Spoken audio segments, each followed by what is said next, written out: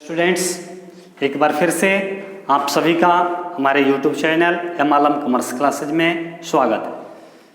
देखिए, हमने पिछले वीडियो में कुछ क्वेश्चंस लेकर के आए थे कि क्वेश्चन कैसे सॉल्व करते हैं। अब यहाँ हम देखेंगे कि एक पॉइंट्स होता है कॉल्स इन एरियर या फिर कॉल्स इन एडवांस। ये इस चैप्टर के बहुत ही इंपॉर्टेंट पॉइंट्स होते हैं। तो कॉल्स इन एरियर क्या होता है, कॉल्स इन एडवांस क्या होता है और उसको हम कैसे मेंशन करते हैं अपने अकाउंटिंग ट्रीटमेंट में, कैसे दिखाते हैं, उसको हम यहाँ देखते हैं। तो आइए पहले हम देखते हैं calls in arrear.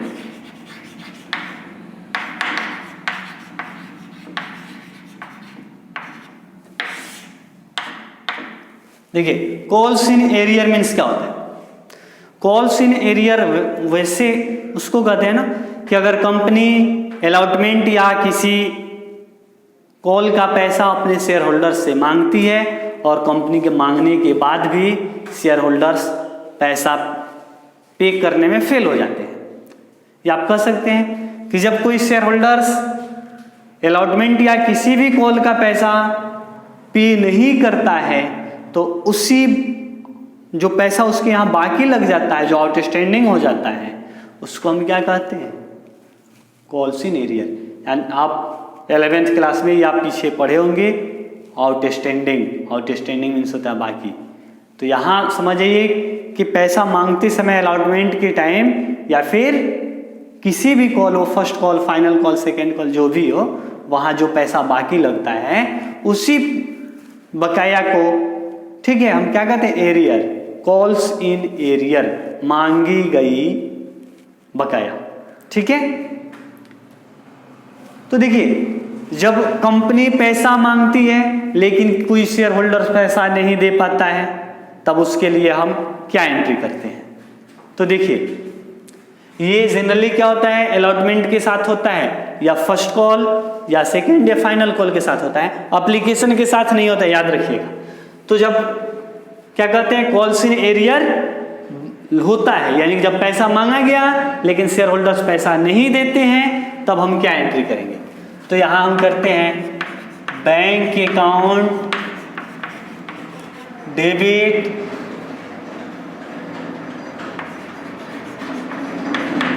Calls in arrear account debit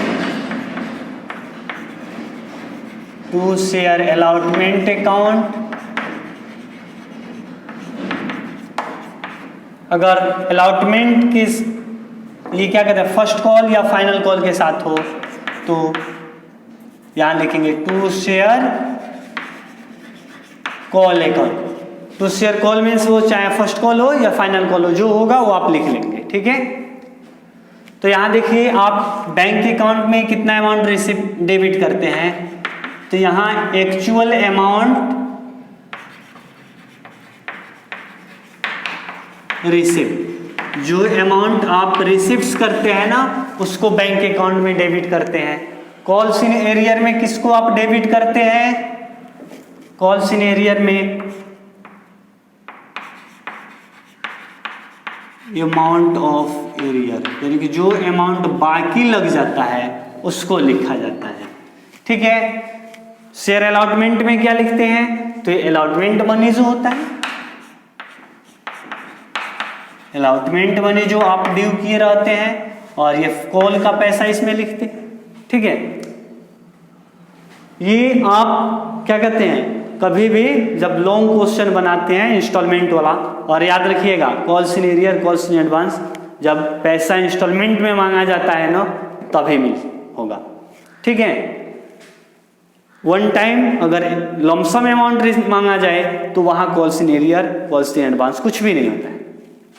चलिए, तो ये हो गया जब कॉल्स इन एरियर होता है तब। लेकिन फ्यूचर में चल करके हो सके वो शेयर होल्डर्स अपना बाकी पैसा पे भी कर दे। जैसे मानते हैं अलॉटमेंट के साथ बाकी है, उसने फर्स्ट कॉल के साथ दे दिया या फाइनल कॉल के साथ दे दिया, फर्स्ट कॉल का पैसा बाकी है, उसने फाइनल कॉल के साथ दे दिया, ये भी हो सकता है। तो जब कॉल्स इन एरियर का अमाउंट हमें शेयर होल्डर्स के द्वारा पेमेंट किया जाएगा, तब यानी कि कॉल इन ये कब था, एरियर जब होगा तब। अब जब एरियर का अमाउंट, जब एरियर्स का अमाउंट क्या करते हैं, रिसीव करते हैं,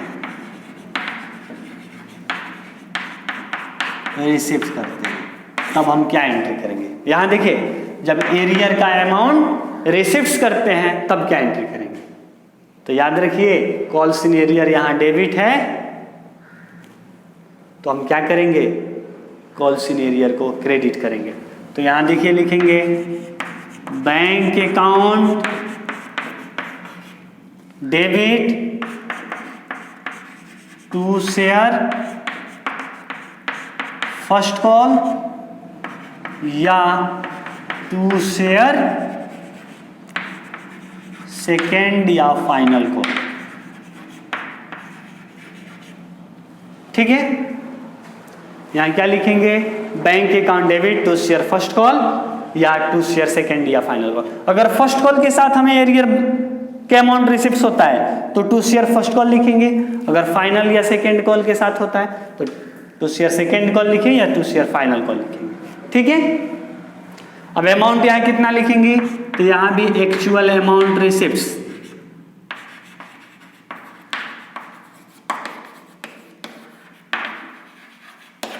एक्चुअल अमाउंट रिसिप्ट मतलब कि यहां कि कॉल्स इन एरियर, उसके साथ ये शेयर फर्स्ट कॉल का अमाउंट जो होगा या फाइनल कॉल का अमाउंट होगा, ये एरियर का अमाउंट और ये दोनों को जोड़ करके लिखेंगे।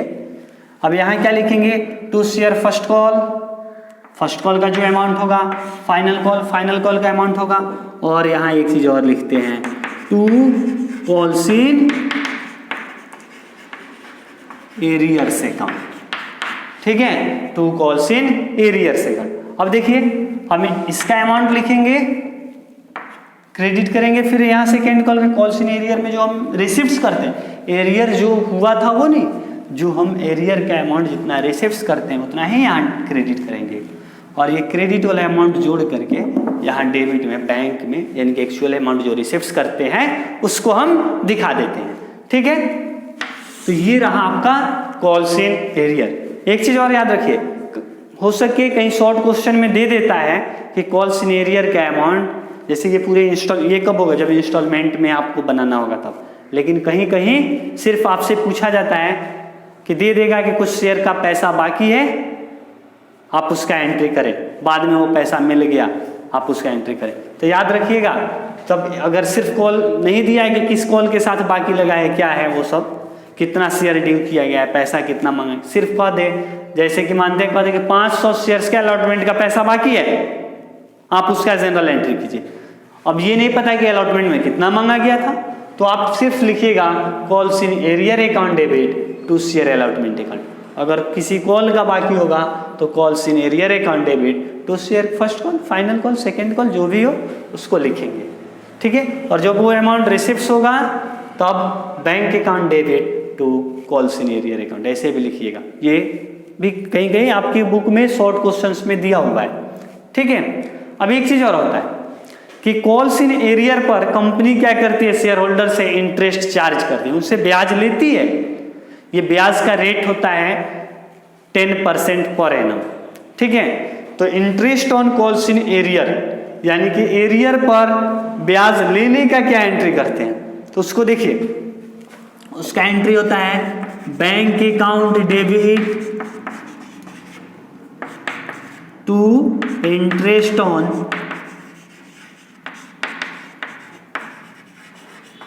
Calls in arrear account. ठीक है, यह अमाउंट को, जो भी इंटरेस्ट का अमाउंट होगा वो हम निकाल लेंगे। ये इंटरेस्ट का अमाउंट कैसे कैलकुलेट करते हैं, तो ध्यान रखिए, कॉल्स यानी कि amount of calls in arrear. ठीक है, हम वो इंटरेस्ट का अमाउंट निकालने के लिए क्या करते हैं, amount of arrears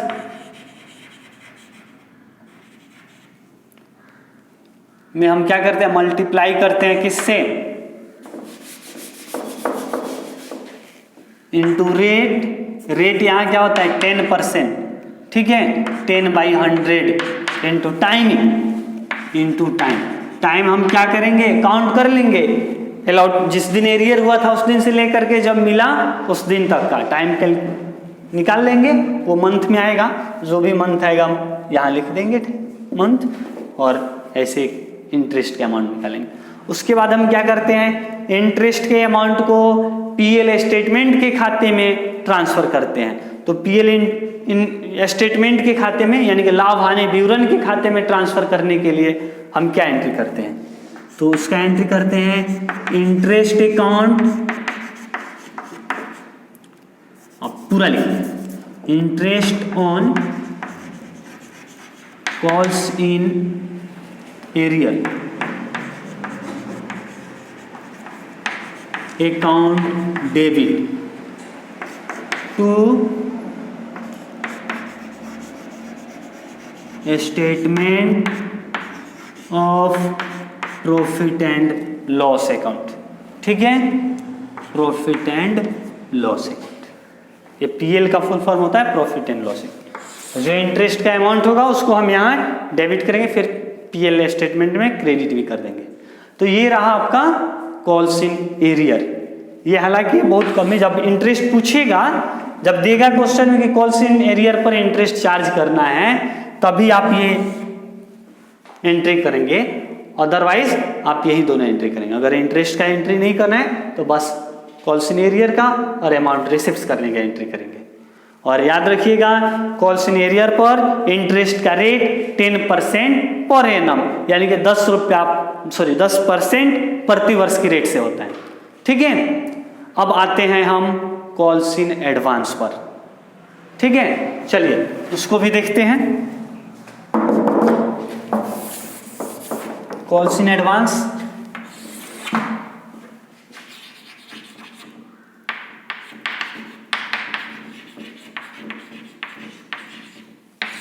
calls in advance क्या होता है, ठीक कॉल्स इन एरियर क्या उल्टा होता है, उसके अपोजिट होता है।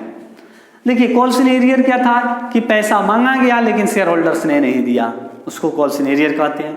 लेकिन कॉल्स इन एडवांस किसको कहते हैं कि अगर कोई शेयर होल्डर्स कंपनी अभी किसी इंस्टॉलमेंट का पैसा नहीं मांगी है, जैसे किसी कॉल का पैसा नहीं मांगी है लेकिन वो मांगने से पहले ही पैसा पे कर दिया, तो उसको क्या कहते हैं, calls in advance.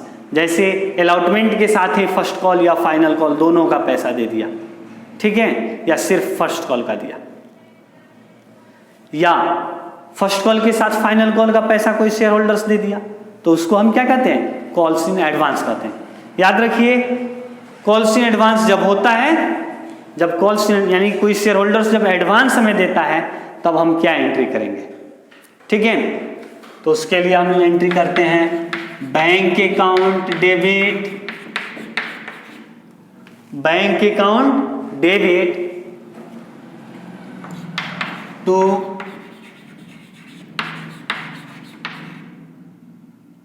Share allotment account या टू शेयर और टू शेयर कॉल अकाउंट, फिर होता है to calls in advance account. ठीक है, देखिए जब कॉल्स इन एडवांस हम रिसिप्ट करते हैं, जब एडवांस अमाउंट रिसिप्ट होता है तो बैंक अकाउंट को डेबिट करेंगे। अगर शेयर अलॉटमेंट के साथ रिसिप्ट करते हैं तो टू शेयर अलॉटमेंट, अगर उसके बाद टू कॉल्स इन एडवांस, अगर शेयर कॉल के साथ फर्स्ट कॉल या फाइनल कॉल के साथ, तो जो भी होगा वहाँ टू शेयर फर्स्ट कॉल या फाइनल कॉल लिखेंगे, तो अलॉटमेंट नहीं लिखेंगे और उसके साथ कॉल्स इन एडवांस को क्रेडिट करेंगे। अब देखिए ये कॉल्स इन एडवांस के साथ जिसके साथ हो अलॉटमेंट या कॉल के साथ उसका अमाउंट जोड़ देंगे और टोटल अमाउंट को यहाँ लिखेंगे, बैंक में डेबिट करेंगे, और अलॉटमेंट का अमाउंट जो होगा वो अलॉटमेंट में क्रेडिट करेंगे।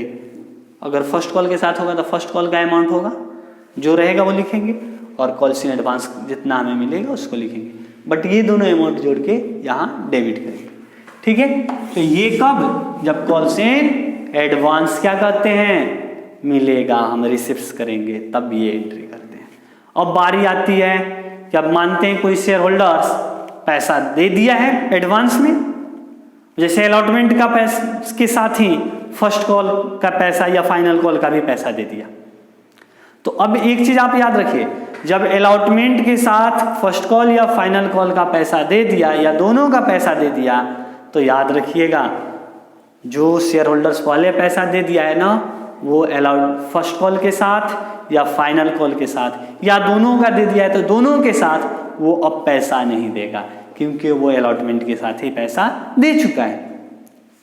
यानी कि कहने का मतलब ये है कि जब कोई शेयर होल्डर्स एडवांस दे देता है तो वो किसी न किसी टाइम के लिए दिया होगा, फर्स्ट कॉल फाइनल कॉल के साथ दिया होगा। तो जिस कॉल के लिए दिया है तो उस कॉल का जब अमाउंट रिसीव करने की बारी आएगी तो शेयर होल्डर्स पैसा नहीं देगा, समझे? तो वहां हम कॉल्स इन एडवांस का क्या एंट्री करेंगे? तो वहां जब कॉल्स इन एडवांस को जब हम एडजस्ट करते हैं, यानी कि जब क्या कहते हैं कि उसकी बारी आती है पैसा रिसीव करने का, तो हम क्या एंट्री करेंगे? कॉल्स इन एडवांस को डेबिट करते हैं। Calls in advance account debit, फिर लिखते हैं bank account debit to share call account. ठीक है, शेयर कॉल अकाउंट में शेयर फर्स्ट कॉल भी हो सकता है, शेयर सेकंड कॉल या शेयर फाइनल कॉल भी हो सकता है, समझे? तो देखिए या हम क्या करेंगे, शेयर कॉल का टोटल अमाउंट लिख देंगे, टोटल अमाउंट यहां क्रेडिट करेंगे।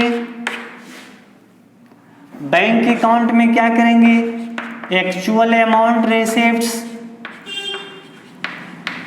जो हम एक्चुअल अमाउंट रिसीव करेंगे उसी को यहां लिखेंगे, ठीक है? और कॉल्स इन एडवांस का जो एडवांस अमाउंट जो हमें मिला था वो यहां हम लिख देंगे एडवांस, समझे? तो ये हो गया आपका calls in advance.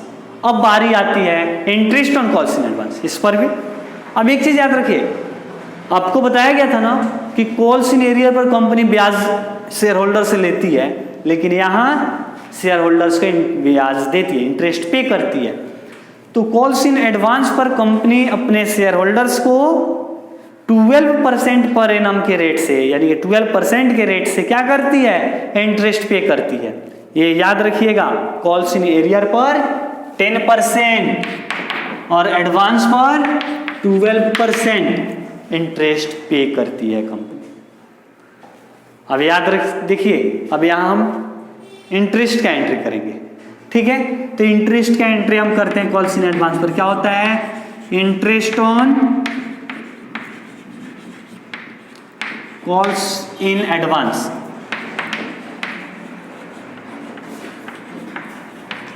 Account debit to bank account, ठीक है?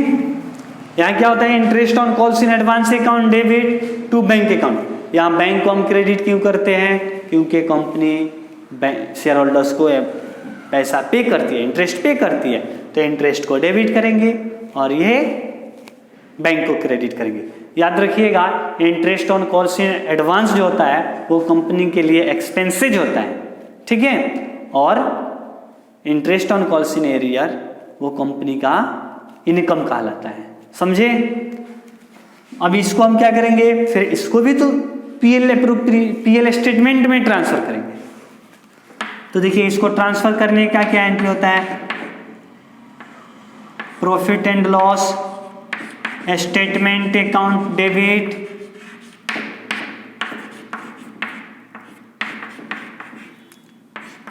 टू इंटरेस्ट ऑन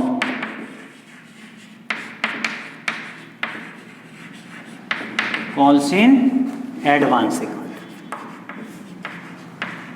ठीक है? देखिए स्टेटमेंट ऑफ पीएल अकाउंट या पीएल स्टेटमेंट अकाउंट दोनों का मतलब एक ही होता है, आप दोनों तरह से लिख सकते हैं, वो चाहे पीएल स्टेटमेंट लिखिए या statement of profit and loss लिखिए, समझे? तो ये रहा। अब ये अमाउंट हम कैलकुलेट कैसे करते हैं? तो ठीक जैसे आपको एरियर में बताया गया था कि अमाउंट ऑफ एरियर, तो यहां होगा amount of advance into 12/100 12% into time. ठीक है, टाइम हम कैसे निकालेंगे? तो जिस दिन हमें एडवांस रिसिप्ट हुआ है उस डेट से लेकर के एडवांस का जो टाइमिंग आता है, यानी कि जिस इंस्टॉलमेंट के लिए मिला है, जैसे मानते हैं अलॉटमेंट में मिल गया, तो अलॉटमेंट से लेकर के फर्स्ट कॉल के लिए मिला है तो फर्स्ट कॉल के बीच, अगर अलॉटमेंट के साथ ही फाइनल कॉल का मिल गया तो अलॉटमेंट से लेकर के फाइनल कॉल के बीच जो ड्यूरेशन होगा उस पर इंटरेस्ट निकालेंगे। या फिर क्या कहते हैं, अगर हमें फर्स्ट कॉल के साथ पैसे एडवांस मिला है फर्स्ट कॉल पर, तो हम क्या करेंगे कि फर्स्ट कॉल से लेकर के फाइनल कॉल के टाइम बीच जो भी टाइम होगा उतना ही टाइम के लिए हम यहाँ इंटरेस्ट निकालेंगे। तो यहाँ जो टाइम आएगा टाइम लिख देंगे। ठीक है, तो स्टूडेंट्स आपने देखा कॉल्स इन एरियर और कॉल्स इन एडवांस के बारे में कि उसके कैसे हम अकाउंटिंग ट्रीटमेंट करते हैं, उस पर इंटरेस्ट कैसे कैलकुलेट करते हैं। ठीक है, तो इसी तरह से आप क्या कीजिए, हमारे यूट्यूब चैनल है मालम कॉमर्स क्लासेज पर बने रहें। ठीक है, न्यू अपडेट पाने के लिए हमारे चैनल को सब्सक्राइब कीजिए, लाइक कीजिए, कमेंट कीजिए और बेल आइकन को जरूर प्रेस कीजिए। ठीक है।